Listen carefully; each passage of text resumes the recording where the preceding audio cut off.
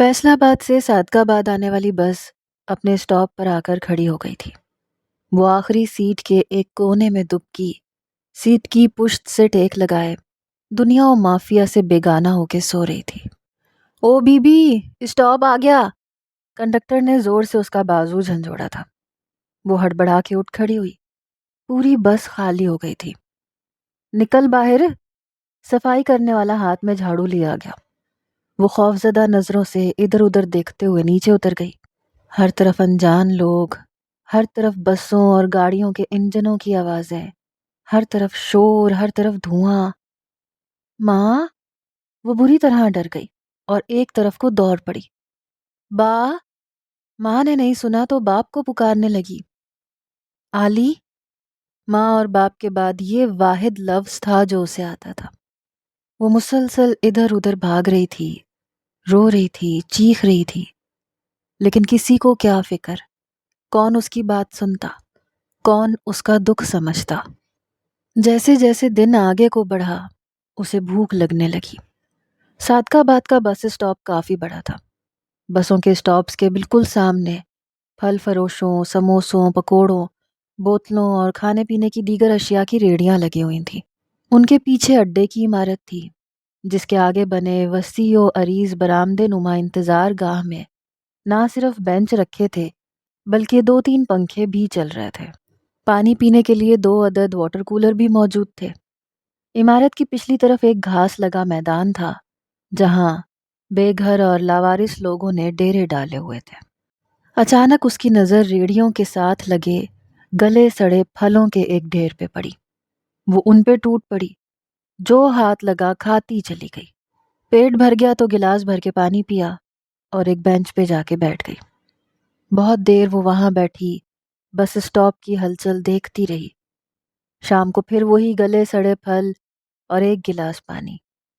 رات ہوئی تو گھاس پہ جا کے لیٹ گئی۔ ہم کہہ دیتے ہیں نا کہ ماں باپ معاشی طور پر سوکھے ہوں تو اولاد عیش کرتی ہے۔ نہیں، یہ غلط ہے۔ یہ صحیح ہوتا تو 5 ایکڑ زمین اور 1 کنال کے گھر کے مالک شاہد نذیر کی 14 سالہ بیٹی یوں بے یار و مددگار کھلے آسمان کے نیچے تاروں کی چھاؤں میں نہ سو رہی ہوتی۔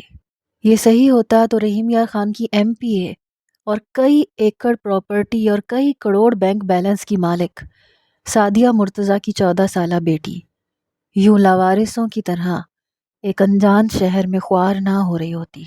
وہ 14 سالہ معصوم لڑکی تو اس قابل تھی کہ اسے پھولوں کی طرح رکھا جاتا۔ ماں کی محبت بھری گود ہوتی، باپ کی پرشفقت چھت ہوتی، ان دونوں کی بے پناہ توجہ ہوتی، لیکن وہ رل رہی تھی، پتھروں کی طرح ٹھوکریں کھا رہی تھی۔ صبح آنکھ کھلتی تو گلے سڑے پھلوں کے ڈھیر کے پاس جا کے بیٹھ جاتی، چن چن کر اپنی پیٹ پوجا کرتی، پھر پانی پی کر ڈکار مار لیتی۔ سورج سر پہ آنے تک پورے بس اسٹاپ کے کوئی 8-10 چکر لگاتی اور کھیل کود میں لگی رہتی۔ دوپہر ہوتے ہی بھوک پھر سے جاگ پڑتی۔ بس اسٹاپ کے باہر سیلانی والوں کا ایک کیمپ بھی لگا ہوا تھا جہاں مفت خیراتی کھانا ملتا تھا۔ وہاں سے چاولوں کا ایک شاپر لے کر بھوک مٹاتی، پھر انتظار گاہ میں پڑ کر سو جاتی۔ شام کے سائے لمبے ہونے لگتے تو آنکھیں ملتے ہوئے اٹھ بیٹھتی۔ رات کو پھر سے مانگ تانگ کے کھانا کھاتی اور اپنا اسکارف اوڑھ کے سو جاتی۔ اس معذور اور پاگل لڑکی نے پورے 6 ماہ اس بس اسٹاپ پہ گزارے، یوں ہی رلتے ہوئے، خوار ہوتے ہوئے، خیراتی کھانے اور گلے سڑے پھل کھاتے ہوئے۔ اس کے بدن پر موجود کپڑوں سے بدبو آنے لگی، اس کے بالوں میں جوئیں پڑ گئیں، اس کے جوتے ٹوٹ گئے۔ ان 6 ماہ میں وہ کئی دفعہ بیمار بھی ہوئی، بخار، نزلہ، کھانسی، پیٹ درد اور سب سے بڑھ کر حمل کی تکلیف۔ اسے پتہ ہی نہیں تھا کہ اس کے اندر ایک نیا وجود جنم لے رہا تھا۔ وہ فروری کی ایک سرد رات تھی جب اسے لیبر پین کی لہریں اٹھنے لگیں۔ کچھ دیر تو وہ تکلیف کی شدت سے بلبلاتی ہوئی ادھر ادھر پھرتی رہی، پھر جب درد ناقابل برداشت ہو گیا تو چیخیں مار مار کے رونے لگی۔ آس پاس کے لوگ بس اس کا تماشا دیکھ رہے تھے۔ اسے ہسپتال چھوڑ آؤ، ایک بوڑھی سی عورت نے کہا۔ 2 آدمی اسے بس اسٹاپ کے قریب موجود سرکاری ہسپتال میں چھوڑ آئے۔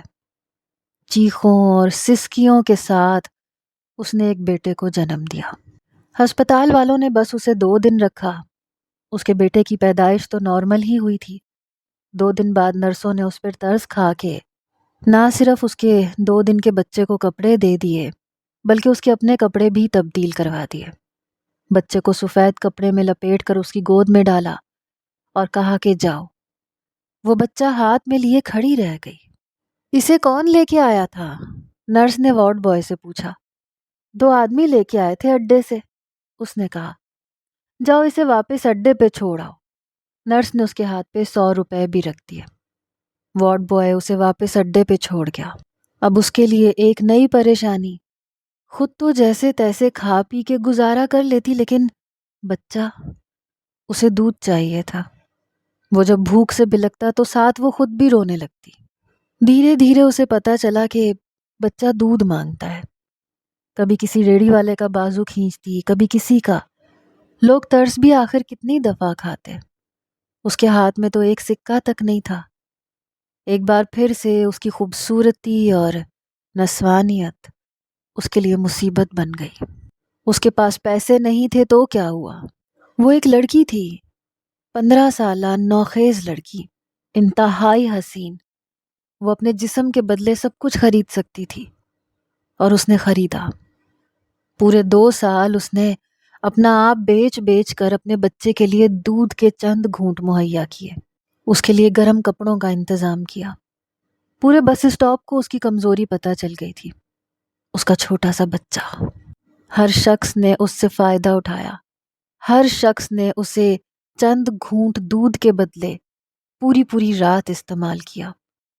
ہر رات کسی نہ کسی دکان کے بند شٹر سے اس کی چیخیں باہر سنائی دے رہی ہوتی۔ ہر رات وہ کسی نہ کسی کے نفس کی تسکین کر رہی ہوتی، صرف چند سکوں کے بدلے۔ وہ معذور تھی تو کیا ہوا؟ وہ پاگل تھی تو کیا ہوا؟ وہ ایک ماں تھی۔ اسے پتا تھا کہ بچہ روئے تو سینے سے لگانا ہے، بلکہ تو محبت سے ماتھا چومنا ہے، ضد کرے تو پیار سے بہلانا ہے، بھوک سے بلبلائے تو منہ میں دودھ ڈالنا ہے، سوئے تو گود کی آغوش دینی ہے، سردی لگے تو خود ٹھنڈے فرش پر بیٹھ کر اسے کمبل میں لپیٹنا ہے، گرمی لگے تو خود تپتے فرش پر بیٹھ کر اسے جھولی میں رکھنا ہے۔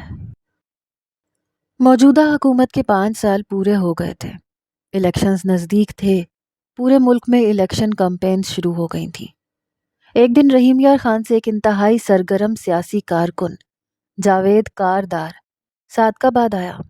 وہ اپنی پارٹی کے لیے ووٹ جمع کر رہا تھا۔ اسی دوران اس کی نظر 17 سالہ مریم پر پڑی۔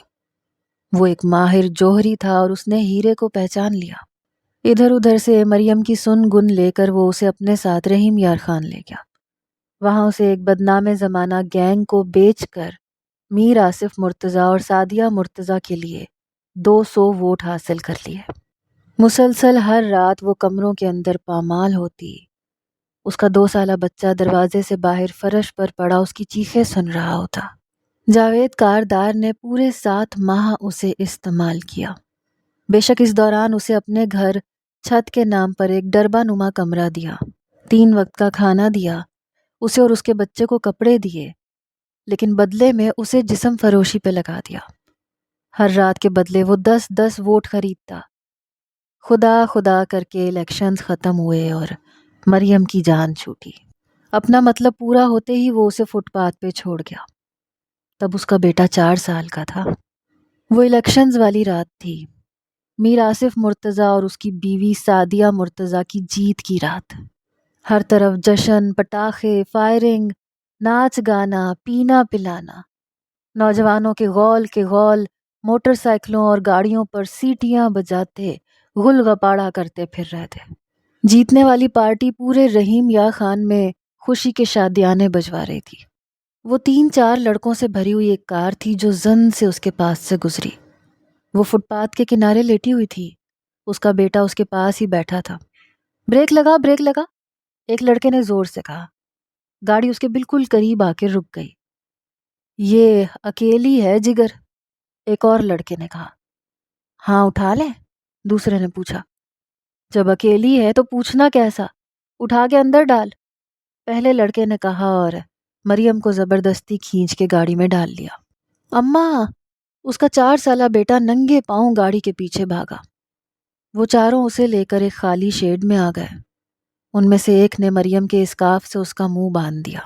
پوری رات ان چاروں نے باری باری اس کی بے حرمتی کی۔ مریم کی چیخیں بھی باہر نہ نکل سکیں۔ اس کا 4 سالہ بیٹا شیڈ کا دروازہ بجا بجا کے تھک گیا، رو رو کے تھک گیا، چیخ چیخ کے تھک گیا۔ کوئی مدد کے لیے نہ آیا، کسی کو رحم نہ آیا۔ صبح کے قریب وہ چاروں جیت کے نشے میں مدہوش اسے وہیں چھوڑ کر واپس چلے گئے۔ اماں! وہ 4 سالہ بچہ اندر آیا۔ اس کی ماں کے جسم پہ ایک چیتھڑا تک نہیں تھا۔ اس نے بڑی مشکلوں سے اس کے منہ پہ بندھا ہوا اسکارف کھولا۔ وہ نیم مردہ ہوئی پڑی تھی۔ اس کے خون سے فرش سرخ ہوتا جا رہا تھا۔ اس بچے نے دھیرے سے اپنا سر اس کے سینے پہ رکھتے ہوئے آنکھیں بند کر لیں۔ رحیم یار خان کے فٹ پاتھ پر پڑے اس نے مزید 2 سال گزارے۔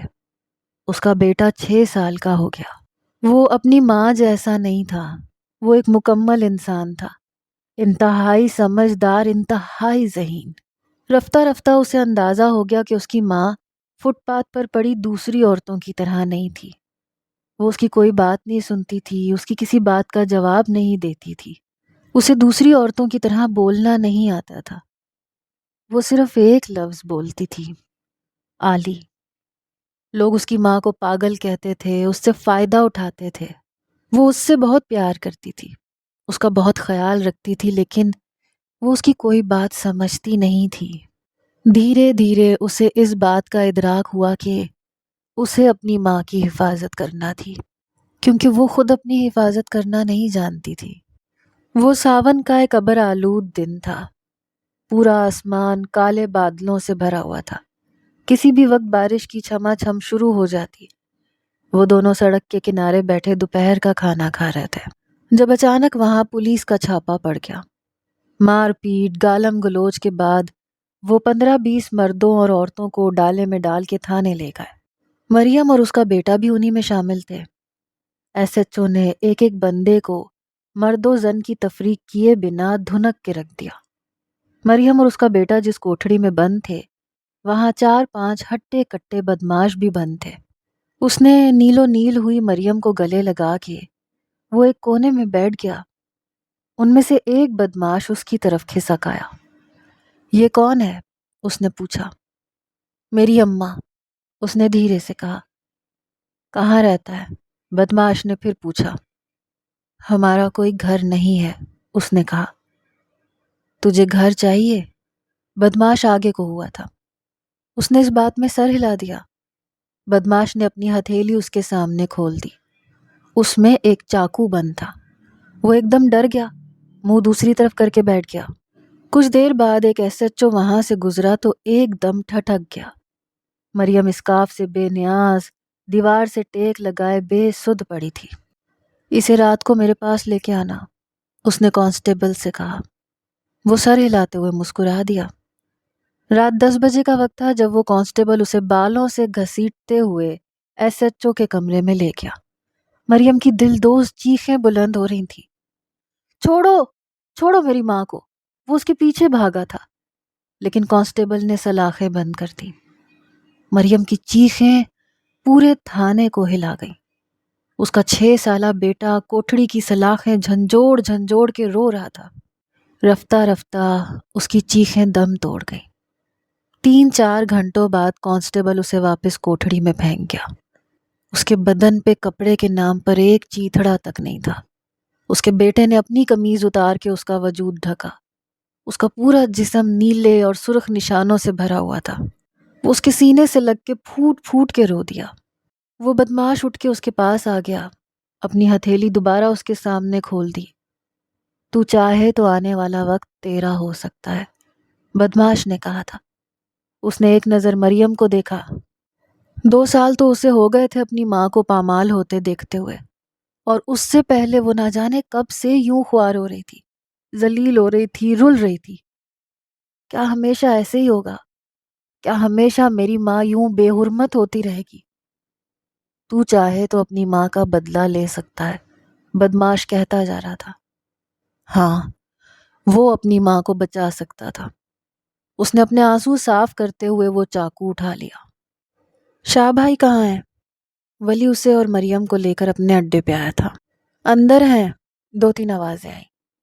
اپنی ماں کو یہاں بٹھا دے اور تو میرے ساتھ آ، ولی نے کہا۔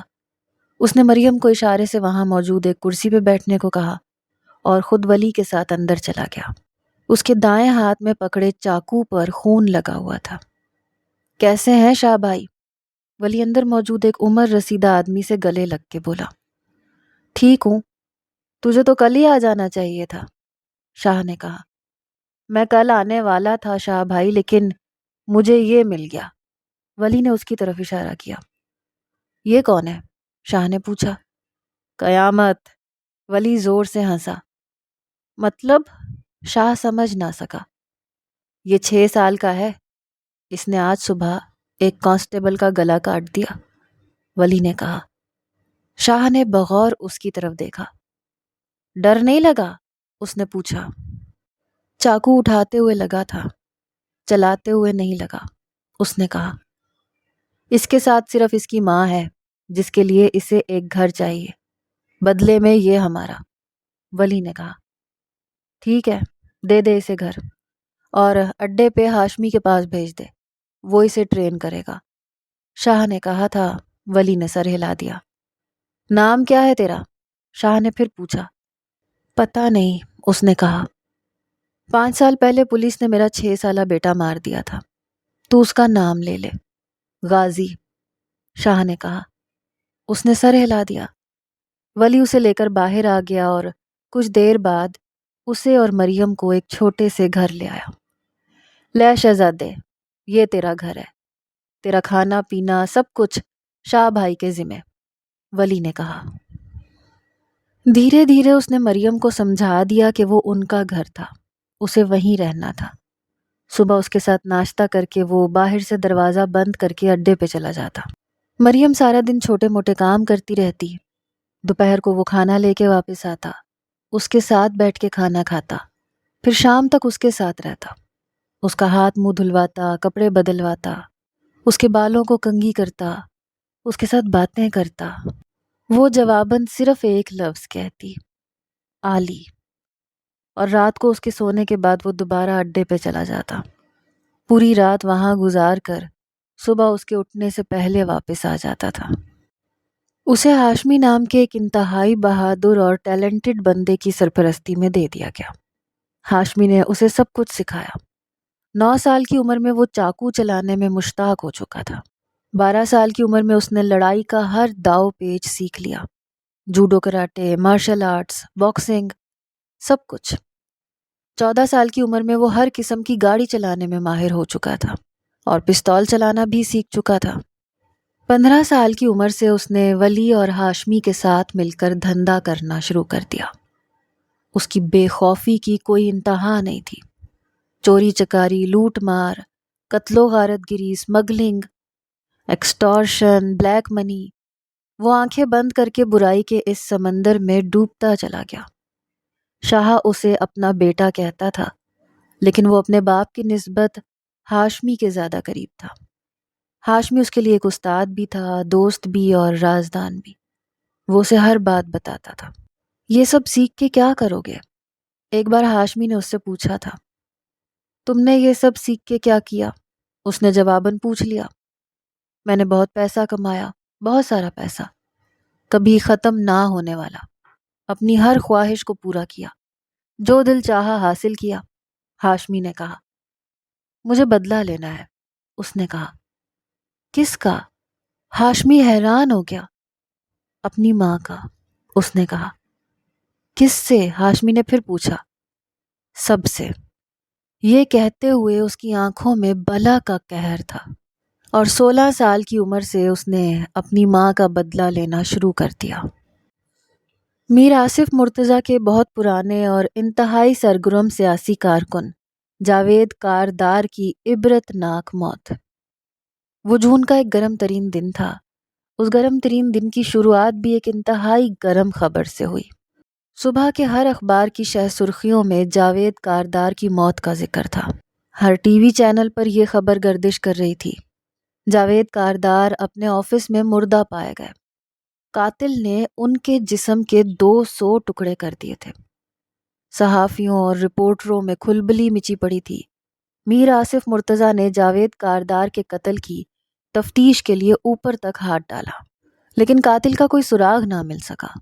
یہ وہی جاوید کاردار تھا جس نے اس کی ماں کے بدلے 200 ووٹ خریدے تھے۔ بہت شور ہوا، اوپر تک رسائی ہوئی۔ کئی دن تک اخباروں اور میڈیا نے جاوید کاردار کے قتل کو اچھالے رکھا، لیکن بے سود۔ قاتل کا نام و نشان بھی نہ ملا، اور اس قتل کے اگلے 2 ہفتوں تک صادق آباد شہر میں 20 سے زائد افراد کے نامعلوم قتل کے کیس رجسٹر ہو گئے۔ وہ سب کسی نہ کسی طرح صادق آباد بس اسٹاپ سے منسلک تھے۔ جاوید کاردار کے قتل کے 2 ماہ بعد ایک اور خبر منظر عام پر آ گئی۔ رحیم یار خان پولیس اسٹیشن کے اے ایس پی منظر عباس کا قتل۔ انہیں ان کی گاڑی میں زندہ جلا دیا گیا۔ اخباروں کی فرنٹ لائن خبر۔ اے ایس پی منظر عباس 2 سال پہلے ایس ایچ او سے پروموٹ ہو کر اے ایس پی کے عہدے پر فائز ہو گئے تھے۔ نیوز چینلز کی breaking news. A S P منظر عباس حال میں ہی صادق آباد سے ٹرانسفر ہو کر رحیم یار خان آئے تھے۔ صحافیوں اور رپورٹروں کی تازہ ترین خبر۔ اے ایس پی کی اس قدر عبرت ناک موت پر پورا پولیس ڈپارٹمنٹ ہل کے رہ گیا۔ منظر عباس کو پولیس اسٹیشن سے واپس گھر جاتے ہوئے اس کی گاڑی میں زندہ جلا دیا گیا تھا۔ رحیم یار خان پولیس ڈپارٹمنٹ اپنی انگلیوں پہ کھڑا ہو گیا، لیکن اس بار بھی قاتل کا سراغ نہ لگ سکا۔ منظر عباس کے قتل کے 1 ماہ کے اندر اندر اسمگلنگ اور ایکسٹارشن کے 10 کیس رجسٹر ہو گئے۔ پرنٹ اور الیکٹرانک میڈیا پوری طرح الرٹ ہو گیا۔ آئے روز کوئی نہ کوئی نیا کیس رجسٹر ہو جاتا، لیکن پولیس کے پاس قاتل کا کوئی سراغ نہیں تھا۔ کون ہے یہ پراسرار قاتل؟ ہر اخبار، ہر نیوز چینل، ہر صحافی، ہر رپورٹر اور پولیس ڈپارٹمنٹ کے ہر شخص کا یہی ایک سوال تھا، اور قاتل جو کوئی بھی تھا انتہائی ماہر تھا۔ وہ اپنا کوئی نشان نہیں چھوڑتا تھا، اور رحیم یار خان کی سڑکوں پر کھلے عام پھرتا تھا۔ پھر آہستہ آہستہ ایک نام ابھرنے لگا، دھیرے دھیرے لوگوں میں لیا جانے لگا، پولیس ڈپارٹمنٹ کی ہر فائل اور ایف آئی آر میں آنے لگا، اخباروں میں سر عام چھپنے لگا، نیوز چینلز پر ببانگ دہل بولا جانے لگا، غازی۔ 1 سال کے اندر اندر پولیس کو یقین ہو گیا کہ وہ قاتل تھا، لیکن اس کے خلاف کوئی ثبوت نہیں تھا۔ پولیس کسی بھی طرح اسے گرفتار کرنے کی مجاز نہیں تھی۔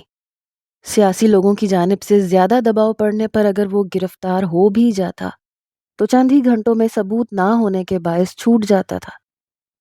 وہ دسمبر کا ایک دھند آلود دن تھا۔ پولیس کو رحیم یار خان سے صادق آباد جانے والی روڈ پر بنے ایک پرانے شیڈ سے 4 نوجوان لڑکوں کی لاشیں ملی۔ انہیں انتہائی تشدد کے بعد قتل کر دیا گیا تھا۔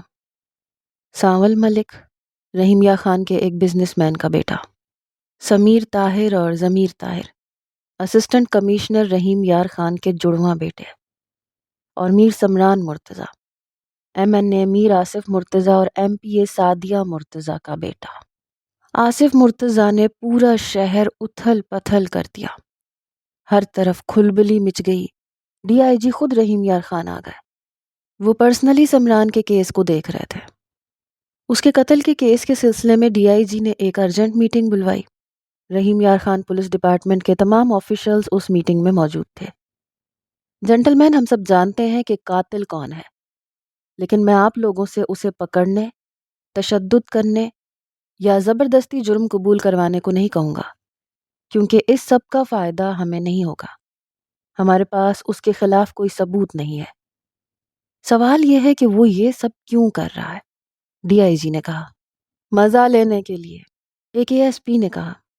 نہیں، وہ یہ سب مزہ لینے کے لیے نہیں کر رہا، نہ امیر ہونے کے لیے، نہ مشہور ہونے کے لیے۔ وہ یہ سب بدلہ لینے کے لیے کر رہا ہے، ڈی آئی جی نے کہا۔ لیکن وہ کس سے بدلہ لے رہا ہے سر؟ پولیس سے، سیاسی لوگوں سے، یا عام عوام سے؟ ایک سوال اٹھا۔ سر، ہم اس کے بارے میں کچھ نہیں جانتے۔ وہ اندرون شہر میں اپنی بیمار ماں کے ساتھ رہتا ہے۔ اس کا کوئی پچھلا کرمنل ریکارڈ نہیں ہے۔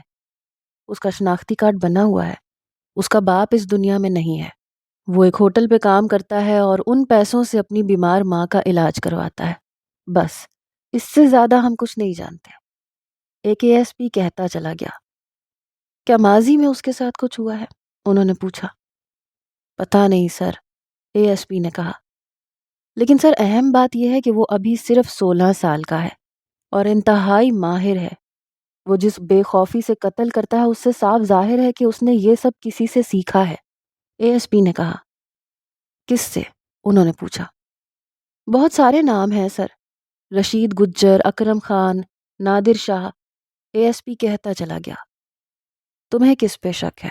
انہوں نے پھر پوچھا۔ نادر شاہ پہ، اس نے فوراً کہا۔ کیوں؟ وہ حیران ہو گئے۔ کیونکہ غازی کو اکثر ہاشمی کے ساتھ دیکھا گیا ہے، اس نے کہا۔ اور نادر شاہ کے 2 ہی بازو ہیں، ولی اور ہاشمی۔ اس نے کندھے اچکا کر کہا۔ ٹھیک ہے، ہاشمی کو بلاؤ، میں خود اس سے بات کروں گا، انہوں نے کہا تھا۔ 2 دن بعد ہاشمی ان کے سامنے تھا۔ ہمیں غازی چاہیے، وہ سیدھی بات کی طرف آئے۔ اگر میں تم سے تمہارا بیٹا مانگوں تو؟ ہاشمی نے کہا۔ سو تم قبول کرتے ہو کہ وہ تمہارا بیٹا ہے؟ انہوں نے کہا۔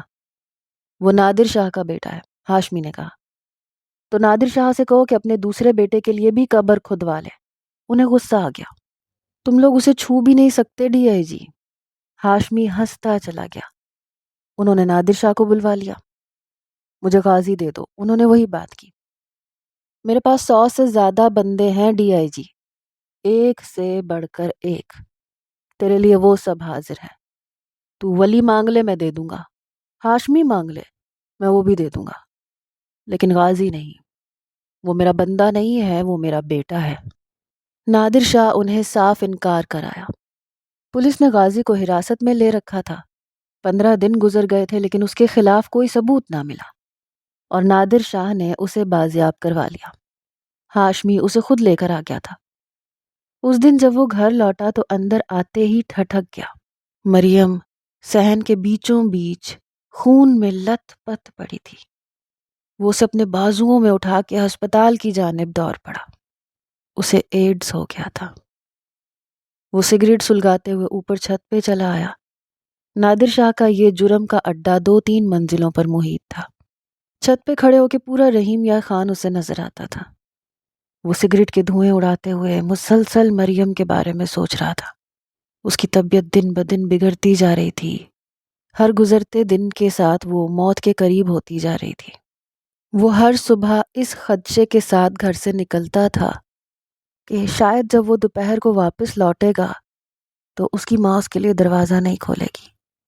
وہ دیوار پھلانگ کے اندر جائے گا تو وہ کسی کمرے میں پڑی دائمی نیند سو رہی ہوگی، اور ہر رات وہ اس ڈر کے ساتھ سونے کے لیے لیٹتا تھا کہ شاید جب وہ صبح اٹھے گا تو مریم ہمیشہ کے لیے سو چکی ہوگی۔ وہ اس کی دن بدن سیاہ ہوتی رنگت، دن بدن اندر کو اترتی آنکھیں، دن بدن کمزور ہوتا وجود دیکھ کر دکھ اور نفرت سے بھر جاتا۔ مریم کو آج بھی ایک ہی لفظ یاد تھا، علی۔ خون کی الٹیاں کرتے ہوئے بھی اس کے لبوں سے یہی لفظ نکلتا تھا، اور بس یہی ایک شخص تھا جسے وہ ابھی تک نہیں ڈھونڈ سکا تھا۔ شاید یہ وہ شخص تھا جس کی وجہ سے وہ اس دنیا میں آ گیا تھا۔ اگلا نمبر کس کا ہے؟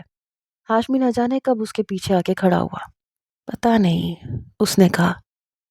کیا مطلب؟ ہاشمی حیران ہو گیا۔ میں اسے نہیں جانتا، میں نے اسے کبھی دیکھا نہیں ہے، چہرہ تک یاد نہیں ہے اس کا، غازی نے کہا۔ میں بس ایک بات جانتا ہوں کہ وہ میرے انتقام کا اینڈ ہوگا، وہ کہتا چلا گیا۔ اور اس کے بعد کیا کرو گے؟ ہاشمی نے پوچھا تھا۔ اس کے بعد میں اپنے رات دن اپنی ماں کے ساتھ گزاروں گا، ہر پل اس کے پاس رہوں گا۔ میں چاہتا ہوں جب وہ اپنی آنکھیں ہمیشہ کے لیے بند کرے تو میں اس کے پاس ہوں، اس کا سر میری گود میں ہو، اس کا ہاتھ میرے ہاتھ میں ہو اور وہ مسکرا رہی ہو۔ غازی کی آنکھوں میں پانی بھر آیا۔ وہ کون ہے؟ ہاشمی نے ایک لمبی سانس بھرتے ہوئے پوچھا تھا۔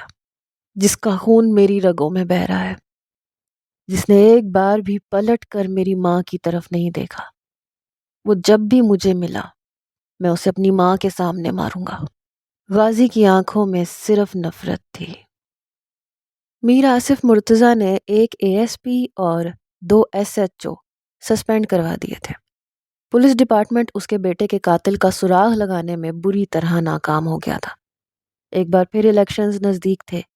عوام کی ساری ہمدردیاں میر آصف مرتضیٰ اور سعدیہ مرتضیٰ کے ساتھ تھیں۔ اس بار بھی ان دونوں کی جیت یقینی تھی۔ DIG نے ایک بار پھر میٹنگ بلوا لی۔ میٹنگ کا ایجنڈا ایک بار پھر سے غازی تھا۔ آپ میں سے کوئی ایسا ہے جو مجھے ایک بہترین مشورہ دے سکے؟ انہوں نے کہا۔ میرے پاس ایک مشورہ ہے، لیکن نتائج کے ذمہ دار ہم سب ہوں گے، ایک ASP نے کہا۔ بولو، انہوں نے کہا۔ SP چوہان کو بلوا لیں۔ اس کے کہتے ہی سب نے اس کی طرف یوں دیکھا جیسے وہ پاگل ہو۔ SP چوہان؟ DIG خود بھی مطمئن نہیں تھے۔ جی، وہ غازی کو پھنسا سکتا ہے، ASP نے دوبارہ کہا۔ سر، SP چوہان کو یہاں بلانے سے پہلے ایک بار اس کے پاسٹ ریکارڈ پر ضرور نظر ڈالیں۔ 7 سال کی سروس میں 37 ٹرانسفر۔ وہ ایک پولیس آفیسر نہیں ہے، جہنم کا کوئی داروغہ ہے جو اس دنیا میں آ گیا ہے۔ اس کا کوڑا صرف قاتلوں اور مجرموں پر ہی نہیں برسے گا، بلکہ رحیم یار خان پولیس کے ہر سپاہی، سب انسپکٹر، SHO اور ASP پر بھی برسے گا۔ اس نے لیاقت پور میں اپنے آن ڈیوٹی 2 کانسٹیبلوں کے بازو صرف اس لیے توڑ دیے کہ انہوں نے 200 روپے رشوت لی تھی۔ نہ وہ خود چین سے بیٹھتا ہے، نہ بیٹھنے دیتا ہے۔ پورے رحیم یار خان پولیس ڈپارٹمنٹ کو وہ مار مار کے معذور کر دے گا۔ غازی کی بات تو بہت بعد میں آئے گی، پہلے تو اپنے لوگوں کی شامت آ جائے گی۔ نادر شاہ لیاقت پور سے کیوں بھاگا؟ صرف SP چوہان کی وجہ سے۔ اکرم خان صادقاباد سے کیوں بھاگا؟ صرف SP چوہان کی وجہ سے۔ اور یہ سب گنڈے بھاگ بھاگ کے رحیم یار خان آ گئے، کیونکہ انہیں پتا تھا کہ چوہان کبھی رحیم یار خان نہیں آئے گا۔ وہ پنجاب میں ہر جگہ ٹرانسفر کروا لیتا ہے سوائے رحیم یار خان کے، وہ یہاں نہیں آئے گا۔ ایک اور SP کہتا چلا گیا۔ لیکن اسے یہاں لانا پڑے گا، نہیں تو میر آصف مرتضیٰ ایک ایک کر کے رحیم یار خان کے ہر پولیس آفیسر کو سسپینڈ کروا دے گا۔ DIG نے کہا تھا، اور 1 ہفتے بعد وہ خود اس سے ملنے چلے گئے۔ وہ اس وقت بہاول پور میں آن ڈیوٹی تھا۔ ان کے آنے کی خبر ملتے ہی پولیس اسٹیشن چلا آیا۔ خیریت تو ہے سر، آپ یہاں؟ اس کی شخصیت کے کیا ہی کہنے تھے۔ تمہارا ٹرانسفر کر دوں؟ انہوں نے پوچھا۔ کہاں؟ کوئی اور ہوتا تو پوچھتا کہ کیوں؟ رحیم یار خان، انہوں نے کہا۔ نہیں، وہ صاف انکار کر گیا۔ کیوں؟ انہوں نے پوچھا۔ کیونکہ مجھے اس بات میں ذرا بھی دلچسپی نہیں ہے کہ میر آصف مرتضیٰ کے بیٹے کو کس نے قتل کیا، AC کریم جیلانی کے جڑواں بیٹوں کو کس نے مارا، منظر عباس کو کس نے زندہ جلایا، جاوید کاردار کے کس نے 200 ٹکڑے کیے۔ وہ کہتا چلا گیا۔ DIG نے ایک لمبی سانس بھری۔ پورے پنجاب کے شہروں کو مجرموں سے صاف کرتے پھرتے ہو، رحیم یار خان بھی اسی پنجاب کا حصہ ہے، پھر اس کے لوگوں پر رحم کیوں نہیں کرتے ہو؟ انہوں نے کہا۔ وہ چپ رہ گیا۔ میں تم سے ریکویسٹ کر رہا ہوں، بس ایک بار میری بات مان کر رحیم یار خان ٹرانسفر کروا لو، بس ایک بار سمران مرتضیٰ کے قاتل کو گرفتار کر لو، پھر پورے پنجاب میں جہاں دل کرے گا چلے جانا، میں نہیں روکوں گا۔ وہ کہتے چلے گئے اور وہ ان کی طرف دیکھ کر رہ گیا۔ 3 دن بعد اس کا رحیم یار خان ٹرانسفر ہو گیا تھا۔